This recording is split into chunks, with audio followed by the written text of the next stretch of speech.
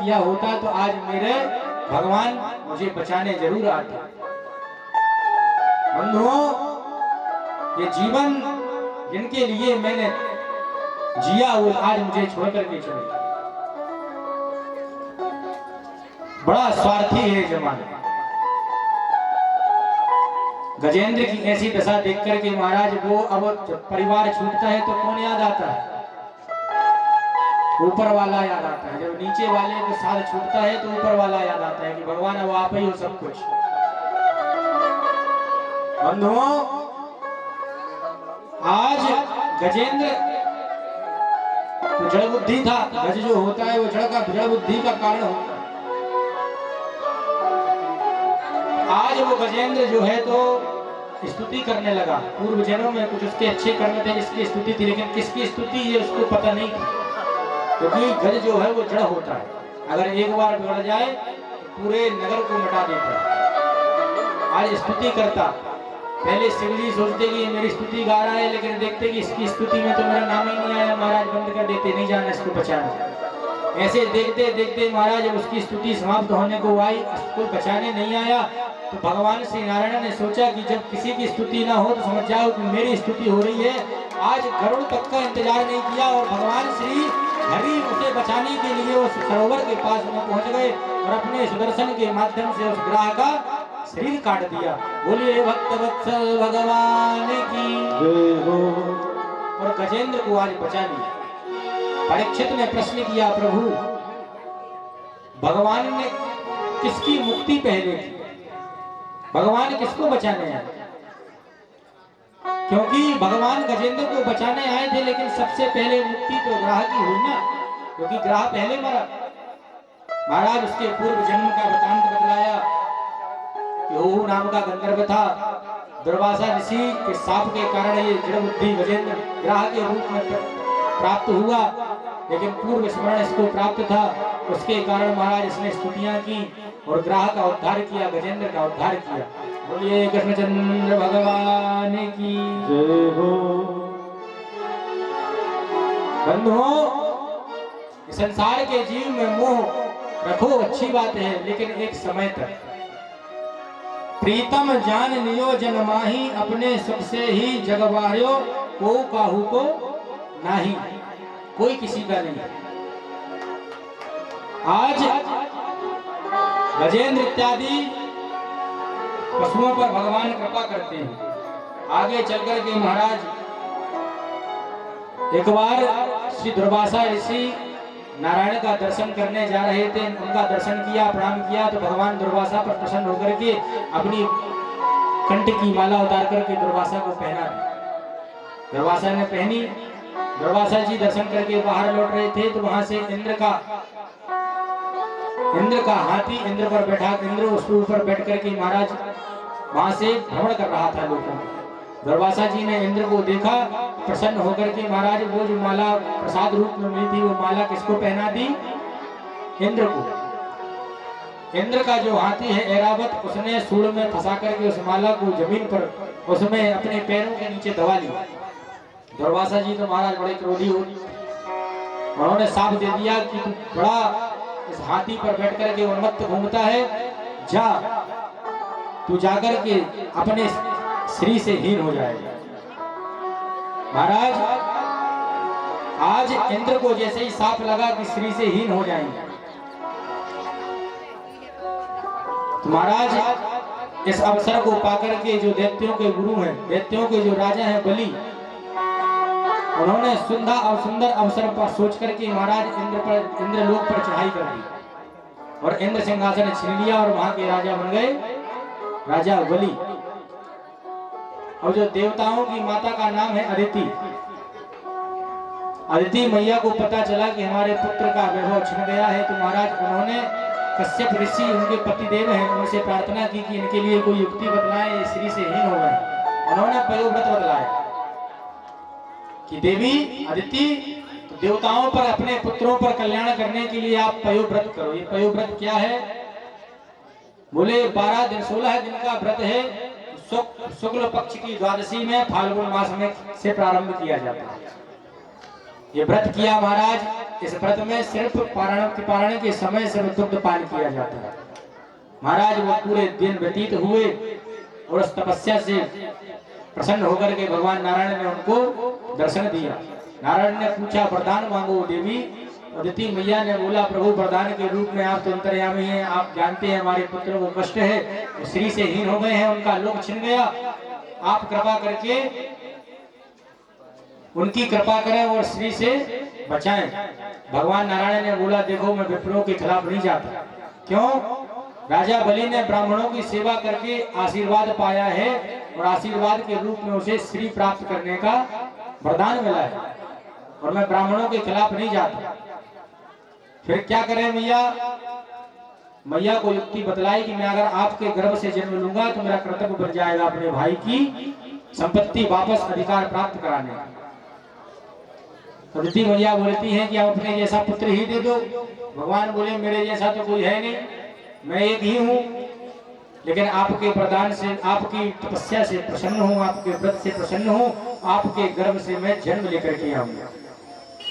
यहाँ राजा बलि भी महाराज हमने बतलाया था प्रहलाद के पुत्र थे, विरोचन के पुत्र थे राजा बलि। अपने दादा की भक्ति का असर उनपे भी था। वो भी महाराज बड़े धार्मिक थे, लेकिन थे तो दैत्य कुल के। तो उनके गुरु हैं शुक्राचार्य, उन्होंने 99 यज्ञ कराया। अब 100वां यज्ञ बाकी था और 100वां यज्ञ होने से पूर्व ही उनको इंद्रलोक मिल गया।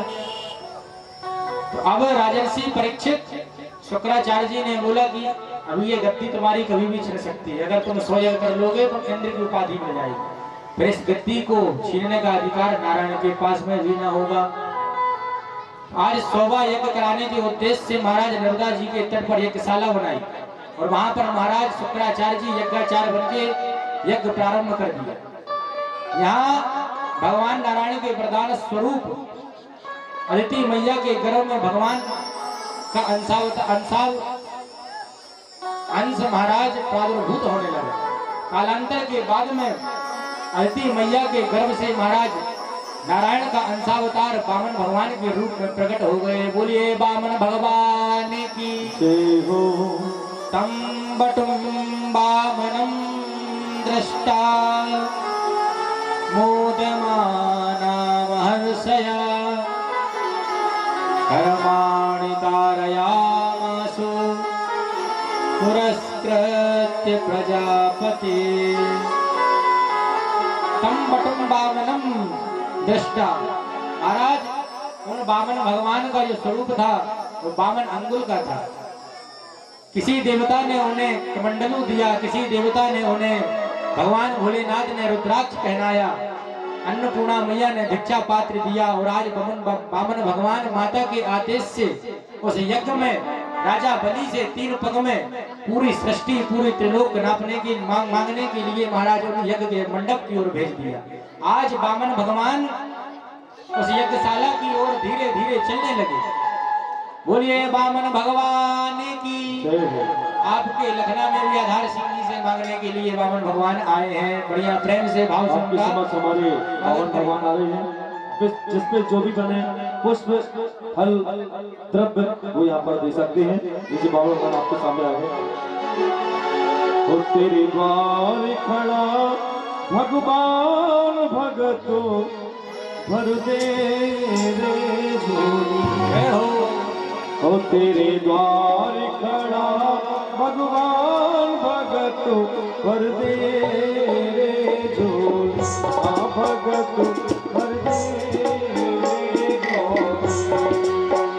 तेरे द्वार खड़ा भगवान भगतो भर दे रे झोली। भगतो भर दे रे झोली।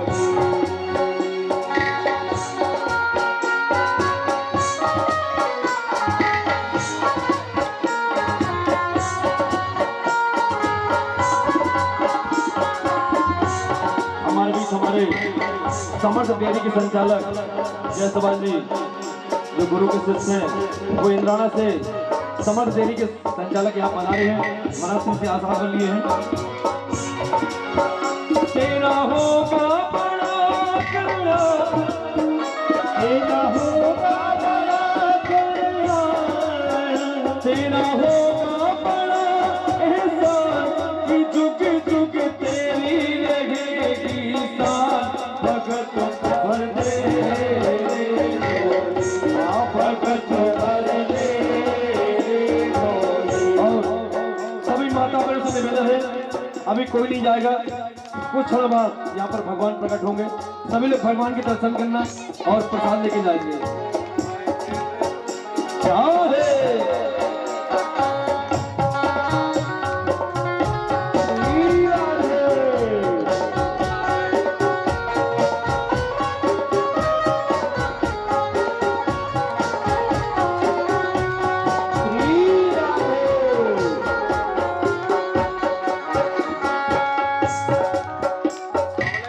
डोल रही सारी धरती देख रे, डोला गगन है सारा।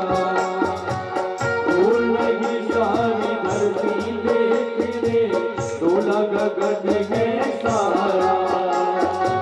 भीख मांगने आया तेरे दर,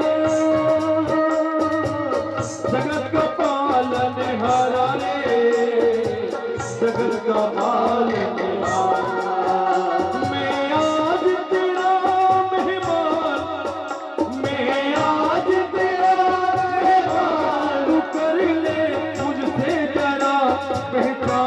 भगत भर दे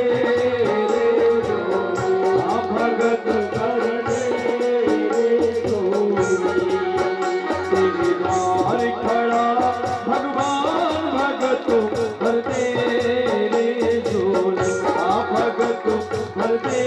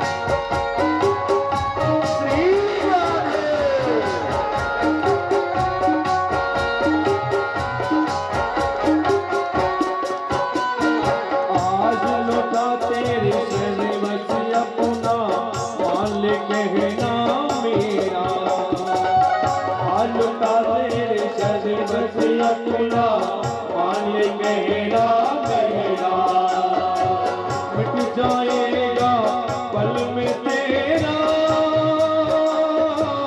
जन्म जन्म का फेरा रे, जन्म जन्म का फेरा।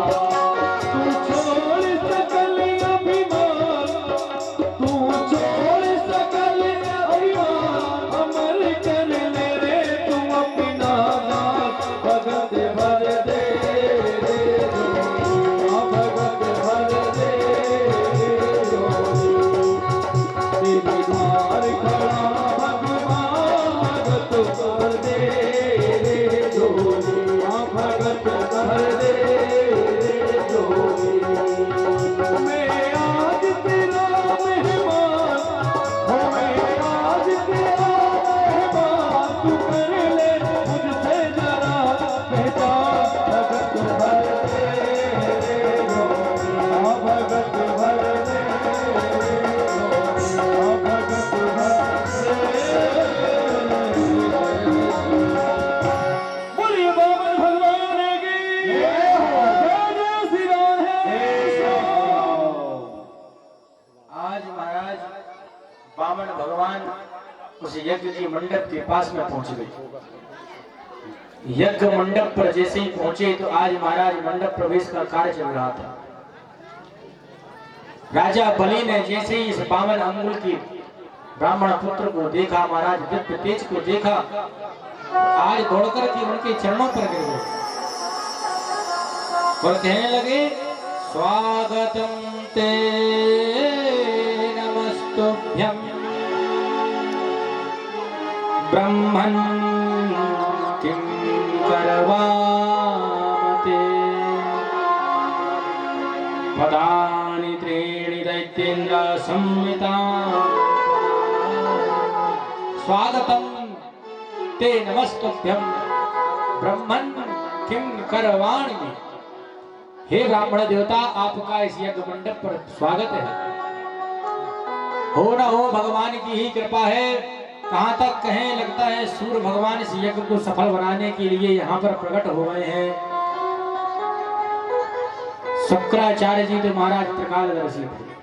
आंख बंद की महाराज जी, बामन अंगुल का बच्चा अचानक से कहाँ पहुंच गया। आंख बंद की, देखी ये तो बामन आमन नहीं, ये तो 53 है। बोले ये तो विष्णु का अवतार है जो इस राजा बलि को छलने आया। आज राजर्षि परीक्षित, श्री सुखदेव जी कहते हैं राजर्षि परीक्षित वो बामन भगवान ने अपना परिचय बताया कि मैं बामन हूँ, ब्राह्मण हूँ। राजा बलि ने पूछा कि आप आए हैं, आपकी सेवा में क्या दूं।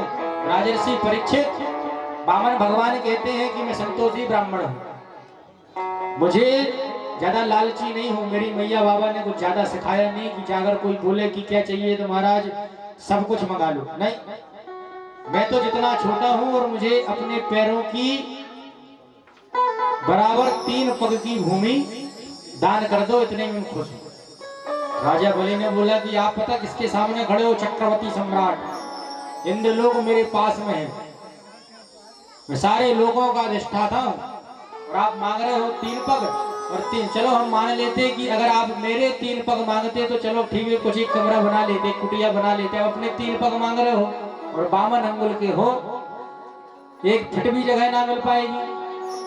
और कुछ मांगो। अच्छा, आप संकोच कर रहे हो, आप अपने जैसे छोटी सी एक सुंदर सी कन्या मां चाह रहे हो तो ठीक है, हमारे राज्य में ब्राह्मण पत्नियों की सुंदर सुंदर पुत्रियां हैं, उनके साथ में आपका विवाह कर देगी। बामन बोलते हैं कि राजा बलि तू चिकनी चुपड़ी बातें मत कर, अगर देना चाहता है तो 3 पग भूमि दान कर और दान करने का तू संकल्प कर। सुखदेव जी तो, शुक्राचार्य जी तो जान गए थे कि ये विष्णु है। जब हट करने लगे बामन भगवान तो राजा बलि, शुक्राचार्य जी ने समझाया कि सावधान राजा बलि, ये कोई बामन नहीं, 53 नहीं, ये तो विष्णु का अवतार बामन के रूप में प्रकट हुआ है तुझे छलने के लिए। एस वैरोचनेस्य साक्षात् विष्णुरव्यय। हे विरोचन पुत्र राजा बलि, ये साक्षात विष्णुरव्यय, ये बामन का रूप धर के विष्णु तुझे छलने आए। तो आज राजर्षि परीक्षित, श्री सुखदेव जी कहते हैं परीक्षित राजा बलि महाराज अपने आप को धन्य मानने लगा और कहने लगा अभी तक मैंने सिर्फ सुना था कि गुरु भगवान से मिलाने वाला होता है, आज मैंने देख लिया कि गुरु भगवान से मिलाता ही है। बोलिए सदगुरुदेव भगवान की। आज आपने अपना कर्म आपने मुझे भगवान से मिला दिया। अभी तक तो मैं इसे ब्राह्मण का पुत्र समझता था, लेकिन आपने मेरा भगवान से साक्षात्कार करा दिया। लेकिन राजा बलि ने शुक्राचार्य जी से यह भी कहा कि गुरु का काम कब तक है, जब तक कि उसे भगवान मिल ना जाए। गुरु का कार्य जो है भगवान से मिलाने तक का है। तो हे गुरुदेव, आपने मुझे भगवान से मिला दिया और आप जब भगवान मिल जाएं तब गुरु का कार्य हो गया समाप्त, क्योंकि अब भगवान मिल गए महाराज, अंतिम चरण हमारा सफल हो गया। तो गुरु का कार्य भगवान से मिलाने तक का था। शुक्राचार्य जी, हे गुरुदेव, हम आपकी आज्ञा तब तक मानते रहे जब तक आपने मुझे भगवान से नहीं मिलाया था। अब आज आपने भगवान से मिला दिया है तो आपका कार्य हुआ समाप्त। अब मेरी बुद्धि विवेक बुद्धि की सुनूंगा मैं। आज मेरे सामने त्रिलोकी नाथ हाथ फैलाए खड़ा है, तो उससे बड़ा तो महाराज मैं हूँ। आज ये मेरी जान भी मांग ले तो मैं अपनी जान इन्हें न्यौछावर कर दूंगा। त्रिलोकी नाथ मेरे सामने याचना कर रहा है, धन्य है ऐसे राजा बलि। शुक्राचार्य जी हट करते हैं कि तू संकल्प कर रहा है, तू झूठ बोल दे। ऐसी जगह पर महाराज झूठ बोलने वाले को भी पाप नहीं लगता। कौन सी? स्त्रीषु नर्म विवाहे च वृत्यर्थम प्राण संकटे गो ब्राह्मण हितार्थाय हिंसायाम नानृतम जुगुप्सितम। अगर किसी के झूठ बोलने से अगर किसी गरीब कन्या का विवाह हो लग रहा है तो उधर का झूठ नहीं है। वृत्यर्थम प्राण संकटे, अगर किसी की जान बचा, अगर आपके झूठ बोलने से बच सक रही है तो वो झूठ नहीं है। गो ब्राह्मण हितार्थाय, गौ ब्राह्मण को बचाने के लिए उनके हित के लिए झूठ बोला जाए तो वो झूठ भी झूठ नहीं है। नानृतम स्यात् जुगुप्सितम। लेकिन राजर्षि परीक्षित श्री सुखदेव जी कहते हैं, परीक्षित राजा बलि प्रहलाद का पौत्र है, शुक्राचार्य की बातों में नहीं आया और आज उसने शुक्राचार्य जी के कमंडलू को उठाया। शुक्राचार्य जी ने सोचा कि ये तो धूर्त है, भाव में बह गया है, ये सब लुटा देगा। अभी तो महाराज कमंडलू की टोटी पर जाकर के सूक्ष्म रूप रख के बैठ गए, ये तो नहीं मानेगा, हमें ही कुछ लीला करनी पड़ेगी। आज महाराज कमंडलू जैसे ही उठाया जल निकालने के लिए तो जल निकलते ही नहीं। बामन भगवान समझ गए कि ये शुक्राचार्य ऐसे नहीं मानेगा, तो महाराज उनके पास जो कुशा थी उस कुशा से महाराज टोटी के छिद्र में जैसे ही महाराज मारा तो शुक्राचार्य जी की एक आंख गोविंदाय नमो नमः। शुक्राचार्य जी ने कहा कि अरे मूर्ख राजा बलि, तेरे जैसे शिष्य मिल जाए तो मुझे एक कानो कर दियो, इतना अच्छा था मैं, काना और बना दिया। जा तुझे साप देता हूँ कि तू भी अपने श्री से हीन हो जाए, तेरा वैभव सब नष्ट हो जाए। बोलिए बामन भगवान की जय हो। संकल्प हुआ महाराज अंजलि में, जैसे ही संकल्प पूर्ण हुआ तो आज बामन भगवान जो 52 अंगुल के थे महाराज अपना विराट स्वरूप दिखाने लगे। उनका स्वरूप बढ़ता गया महाराज। एक पग में ही नीचे ऊपर के 7 लोक भू भुवा स्वा मा जनादपा सत्यम 7 लोक नाप लिया। दूसरे पग में महाराज नीचे के 7 लोक अतल वितल स्थल महातल रसातल पाताल सब नाप लिया, अब कुछ बचे ही नहीं। आज महाराज अपने पासों से अपने बंधनों से राजा बलि को बांध लिया और बोले, अरे मूर्ख बलि, मैंने अपने दोनों पगों में बांध सब कुछ नाप लिया, अब तेरे पास क्या बचा है जो तू मुझे देगा। और अगर आज तूने मुझे 3 पग भूमि दान देने का संकल्प किया है, अगर तूने नहीं दी तो तू नरक की यातनाएं सहेगा।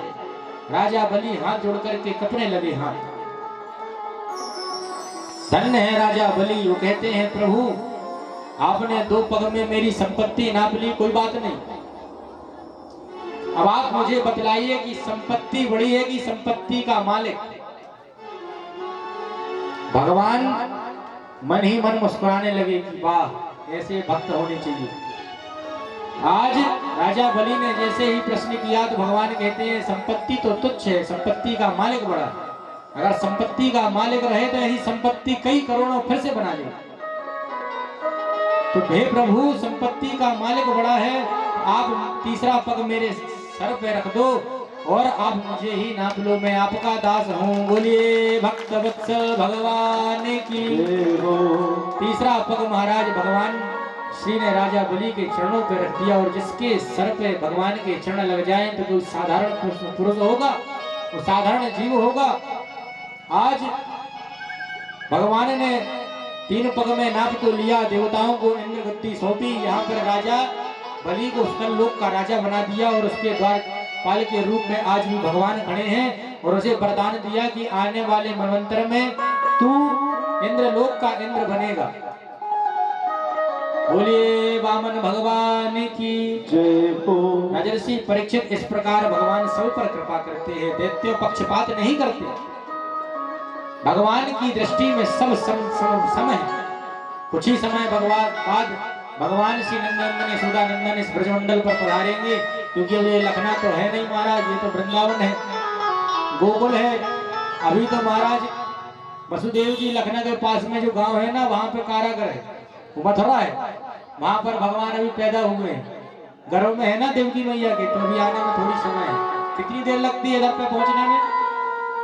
मुरैना से लखना पहुंचने में, इधर तक पहुंचने में कितना समय लगेगा अगर पैदल आएंगे? आधा घंटा। उस आधे घंटे में भगवान यहाँ पर पहुंच जाएंगे। बोलो कृष्णचंद्र भगवान की जय हो। आगे राजर्षि परीक्षित से कहते हैं सुखदेव जी, परीक्षित आगे चल करके महाराज भगवान हंसावतार की कथा कहते हैं कि भगवान ने हंसावतार लिया, कैसे 7 ऋषियों को बचाया जब प्रलय होती है तो भगवान हंसावतार लेकर के, मत्स्यावतार लेकर के सप्त ऋषियों को बचाते हैं। हंसावतार लेकर के वेद वेदांतों को सुरक्षित रखते हैं।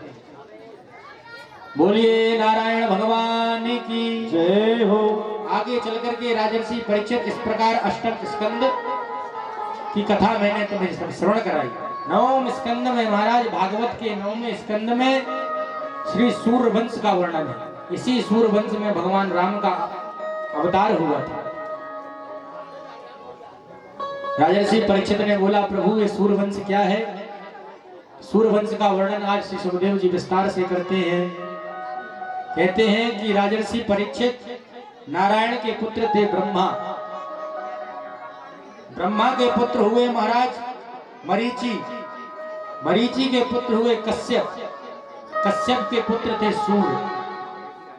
उन 12 सूर्यों में से एक सूर्य का नाम था विवस्वान। आप 12 सूर्य नमस्कार करते हैं ना, 12 नमस्कार, तो 12 सूर्यों को करते हैं। जब एक साथ ये 12 सूर्य प्रकट हो जाएं तो महाराज प्रलय निश्चित है। तो विवस्वान के महाराज हुए वैवस्वत मनु। इन्हीं वैवस्वत मनु मनवंतर में महाराज हुए सरयाती। सरयाती के हुए महाराज च्यवन। च्यवन के महाराज हुए नवक। नवक के नाभाग। और नाभाग के महाराज